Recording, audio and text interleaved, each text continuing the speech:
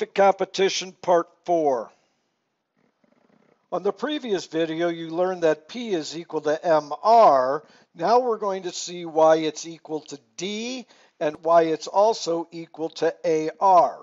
At a price of $2, the demand is infinitely elastic. Buyers can buy 1 bushel to an infinite amount of units, bushels, for $2 per bushel.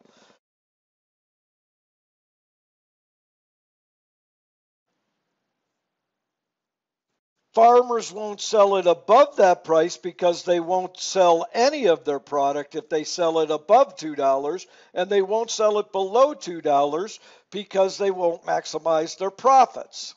So now we know that D is equal to P is equal to MR. How would you figure out the average revenue? The average revenue is the total revenue divided by the quantity. So to figure out the average revenue, take the total revenue and divide it by the quantity. So you have 2 divided by 1 is 2. 4 divided by 2 is 2. 6 divided by 3 is 2. 8 divided by 4 is 2.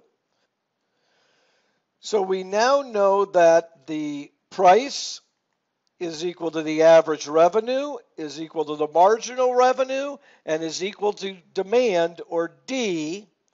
And so when you label that line, you're going to label it D is equal to P is equal to MR is equal to AR. You're going to have to write it pretty small over here so you don't block most of this graph. Are there any questions on why D is equal to P is equal to MR is equal to AR?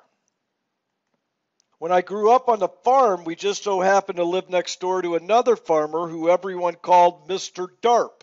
I never realized until I started teaching economics that people in the community called him that because he knew so much about perfect competition.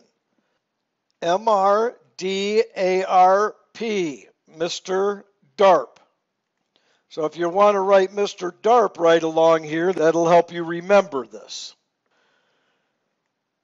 When labeling the demand curve for individual firm, make sure you label it Mr. Darp.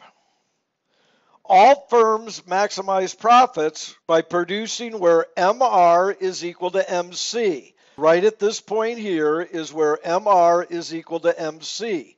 And wherever MR is equal to MC, that is the profit maximizing quantity of the individual firm.